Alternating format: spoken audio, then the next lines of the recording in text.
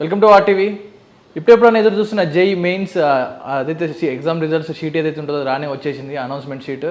అయితే ఇందులో వచ్చిన కొన్ని క్వశ్చన్స్ మాత్రం కొన్ని రాంగ్గా ఉన్నాయి లేదా టెక్నికల్ ఇష్యూగా ఉన్నాయంటూ చాలామంది స్టూడెంట్స్ కానీ కొంతమంది ఫ్యాకల్టీ కానీ బయట వాళ్ళు కానీ కంగారు పడుతూ ఉన్నారు. అసలు ఏంటి ఈ గందరగోళం, ఎందుకు జరుగుతుంది అనేది ఈరోజు తెలుసుకోవడానికి మన దగ్గర ఉన్నారు ప్రముఖ విద్యావేత్త పవన్ కుమార్ కాసు గారు.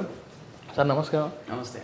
ఈ JEE main exam announcement sheet అయితే రానే వచ్చింది. అయితే మెయిన్ రిజల్ట్స్ ఎప్పుడు వచ్చే అవకాశం ఉందంటారు? ఫస్ట్ ఆఫ్ ఆల్ ఆర్టీవీకి కంగ్రాచులేషన్స్ అండి. ఒక ఇనిషియేటివ్ టేకప్ చేశారు. ఈ ఇష్యూని టేకప్ చేసి మీరు student community, parent community as well as the institution community నుంచి ఎన్టీఏ ఏదైతే దీనికి మిస్టేక్స్కి రెస్పాన్సిబుల్ దాన్ని క్వశ్చన్ చేయడానికి వీలవుతుందండి. ఇక్కడ రిజల్ట్స్ అనౌన్స్ చేసే ముందు వాళ్ళు రెస్పాన్స్ షీట్ అనేది రిలీజ్ చేస్తారు. అంటే పిల్లలు వాళ్ళు మార్క్ చేసిన ఆన్సర్ షీట్లని కంప్యూటర్లో వాళ్ళ అప్లికేషన్ ఐడి ఆధారంగా డౌన్లోడ్ చేసి చూసుకోవచ్చు. దాన్ని కీతో కంపేర్ చేసుకొని వాళ్ళు యూజువల్గా నాకు ఎన్ని మార్క్స్ రావచ్చు, దీని ద్వారా నాకు పర్సెంటైల్ కానీ ర్యాంక్ కానీ ఎంత వస్తుంది అనే విషయానికి ఒక ఐడియాకి వస్తారు. ఇది బాగుంది. దీని తర్వాత ఫేజ్ ఏంటంటే రిజల్ట్స్ అనౌన్స్మెంట్. ఏప్రిల్ 17th రోజు ఈ జేఈ మెయిన్స్ 2 దఫాలుగా జరిగింది, ఒకటి జనవరిలో ఒకటి ఏప్రిల్లో. దీనికి సంబంధించిన రిజల్ట్స్ రాబోతున్నాయి. అవునండి, ఏప్రిల్ 17th రోజు మనకి సాయంత్రం కల్లా ఈ రిజల్ట్స్ వస్తాయి సార్. రైట్. అయితే చూసుకుంటే మెయిన్ ఈ క్వశ్చన్ పేపర్లో 9 క్వశ్చన్స్ రాంగ్గా ఉన్నట్టు లేదా టెక్నికల్ ఇష్యూగాతో మేబీ రాంగ్ ఆర్ ఎర్రర్ ఏదో ఒకటి వచ్చింది అంటున్నారు. సో ఏంటి ఆ ఇష్యూ, ఎలా సాల్వ్ అవుతుందంటారు అది? అంటే ఇప్పుడు రెస్పాన్స్ షీట్ రాగానే డెఫినెట్లీ అందరూ ఆల్ ఇంటలెక్చువల్స్ ఇంక్లూడింగ్ స్టూడెంట్స్ వాళ్ళు ఈ ఆన్సర్స్ని చూసుకుంటారు, కంపేర్ చేస్తారు. కంపేర్ చేసి మనకి ఏదైతే స్టాండర్డ్ టెక్స్ట్ బుక్లో కానీ లేదా ఇంటర్నెట్లో కానీ ఏవైతే రిసోర్సెస్ ఉన్నాయో దాంతో కంపేర్ చేసి చూస్తే ఇక్కడ అన్ఫార్చునేట్లీ ఫిజిక్స్లో 4 మిస్టేక్స్, కెమిస్ట్రీలో 3, మ్యాథమెటిక్స్లో కనిష్టంగా 2 మిస్టేక్స్ ఉన్నట్టు ఎవరైతే ఈ కంప్లైంట్స్ రైజ్ చేస్తున్నారో వాళ్ళు చెప్తున్నారు. దీన్ని ఎన్టీఏ అప్రూవ్ చేసి యాక్సెప్ట్ చేయాలి. చేసిన తర్వాతనే దీనికి సంబంధించిన రిజల్ట్స్ అనేవి అనౌన్స్ అవుతాయి. అంటే how quickly NTA would respond is a genuine point of concern. ఎందుకంటే ఎన్టీఏ అంత తొందరగా అన్ఫార్చునేట్లీ రియాక్ట్ కాదు. ఒకవేళ ఎన్టీఏ రియాక్ట్ కాకుండా రిజల్ట్స్ ఇచ్చిన పక్షంలో ఎవరైతే స్టూడెంట్స్ ఉన్నారో, సఫరర్స్ ఎవరైతే ఈ విధంగా ర్యాంక్లో పోగొట్టుకునే వాళ్ళు ఉంటారో వాళ్ళు కోర్టుని కూడా ఆశ్రయించే అవకాశాలు ఉన్నాయి. సో ఒకవేళ రెక్టిఫై చేస్తే ఆ మార్క్స్ యాడ్ అయ్యే అవకాశం ఉందంటారా? డెఫినెట్లీ రెక్టిఫై చేస్తే ఆ క్వశ్చన్ ఇగ్నోర్ చేసి లేదా ఆ మార్క్స్ యాడ్ చేసి వీళ్ళ పర్సెంటైల్ స్కోర్ తద్వారా ర్యాంక్ని అనౌన్స్ చేయడం జరుగుతుంది. చూసుకుంటే ఎన్టీఏ గత ఏడాదిలో కూడా నీట్ ఎగ్జామ్స్లో చాలా తప్పిదాలు చేసినాయి. సో ఈ ఎన్టీఏ ఎందుకు ఇలాంటివి చేస్తూ ఉందంటారు? అంటే it's $1 million question. Last year NTA NEET exam విషయంలో, దాని ఎవాల్యుయేషన్ విషయంలో, ఎస్పెషల్లీ ఎగ్జామ్ కండక్టింగ్లో ఏదో పేపర్ లీక్లు అన్నారు కానీ అది నిజం కాదు. అయితే ఎగ్జామ్ రిజల్ట్స్ అనౌన్స్మెంట్లో మాత్రం చాలా గందరగోళాలు ఉన్నాయి. అందుకే కదా మనం ఫస్ట్ అటెంప్ట్లో చూస్తే 720కి 720 61 మందికి వచ్చినారు, తర్వాత 11 మందికే వచ్చిందన్నారు. సో ఈ రకమైన తప్పులు అనేవి కంటిన్యూస్గా, అంటే ఇన్ఫ్యాక్ట్ లాస్ట్ ఇయర్ అనేది చాలా లైమ్లైట్లోకి వచ్చింది. అంతకుముందు ఎవ్రీ ఇయర్ ఆల్మోస్ట్ 2-3 క్వశ్చన్స్లో మినిమం మిస్టేక్స్ అనేవి ఉంటున్నాయి.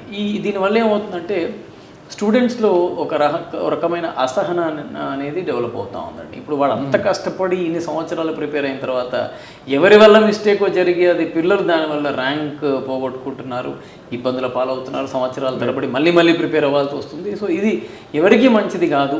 ఎన్టీఏ ఎందుకు ఇట్లా చేస్తుంది అంటే అది మాన్యువల్ ఎర్రరే మోస్ట్లీ. ఇక్కడ టెక్నికల్ ఎర్రర్స్ చాలా తక్కువ అండి.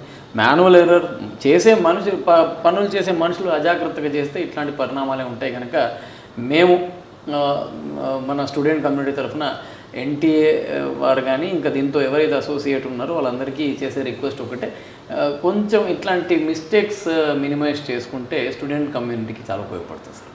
సో ఎలాంటి ఎర్రర్స్ వచ్చింది సార్? క్వశ్చన్స్లో మిస్టేక్స్ అన్నారు కదా, ఎలాంటి మిస్టేక్స్ అవి?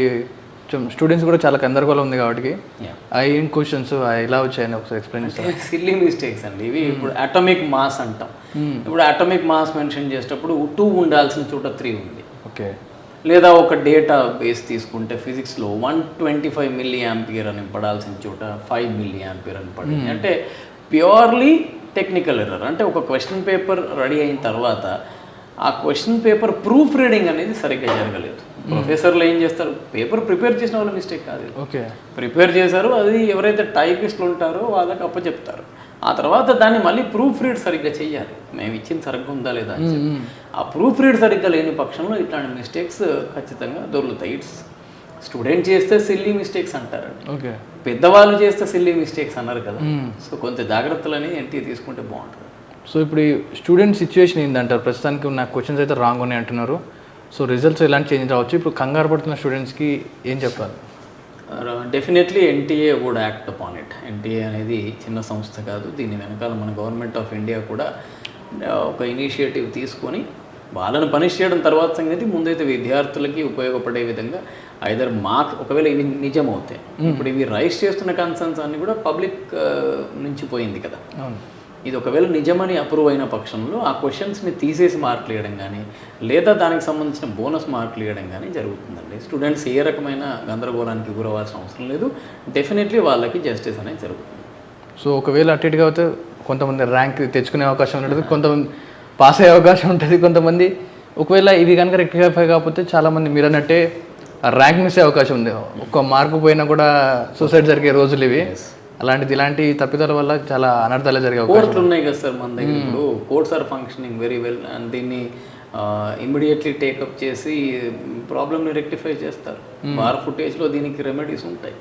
సో పిల్లలు గందరగోళానికి గురవ్వాల్సిన అవసరం లేదు. సో మీ ద్వారా మేము పిల్లలకి ఇచ్చే మెసేజ్ ఒకటే, మీరు ఒకరే కాదు నాన్న, పరీక్ష రాసిన 12 లక్షల మంది విద్యార్థులు డెఫినెట్లీ ఏదో రకమైన ఒత్తిడిలో ఉంటారు. ఎగ్జామ్ అయిపోయిన తర్వాత ఒత్తిడికి గురవ్వాల్సిన అవసరం లేదు. అందరికీ న్యాయం జరుగుతుందండి. థ్యాంక్ యూ అండి. థ్యాంక్ యూ పవన్ కుమార్ గారు. ఇదండి చూసారు కదా, జేఈ ఏదైతే రిజల్ట్స్ వస్తున్నాయో ఎవరు కంగారు పడాల్సిన పని లేదు. ఎందుకంటే ఎన్టీఏ రెస్పాండ్ అవుతుంది, దాని మీద యాక్షన్ తీసుకుంటుంది, బోనస్ మార్క్స్ యాడ్ అయ్యే అవకాశం ఉందని చెప్తా ఉన్నారు. కాబట్టి ఎవరు కూడా కంగారు పడద్దు. మా టీ తరఫున కూడా పదే చెప్తా ఉన్నాం. ఎందుకంటే 1 మార్క్ 2 మార్కులకు చాలామంది ఒత్తిడికి గురై సూసైడ్ చేసుకుంటా ఉన్నారు. సో ఇది కంప్లీట్గా వాళ్ళ మిస్టేక్ కాబట్టి ఎన్టీఏ దీన్ని సరి చేసుకుంటుంది, రెస్పాండ్ అవుతుంది, కోర్టులు అన్నీ చూసుకుంటారు. కాబట్టి ఎలాంటి కంగారు పడద్దని కూడా మా టీ తరఫున చెప్తా ఉన్నాం. ఇది జేఈ మెయిన్ రిజల్ట్ సంబంధించిన పూర్తి వివరాలు. కెమెరామెన్ విజయ్తో పవన్ వాయుదేవ్, RTV. మరిన్ని వీడియోస్ కోసం ఛానల్ ని సబ్స్క్రైబ్ చేయండి. లేటెస్ట్ అప్డేట్స్ కోసం వాట్సాప్ ఛానల్ ని ఫాలో అవ్వండి. అండ్ లింక్ డిస్క్రిప్షన్ లో ఉంది.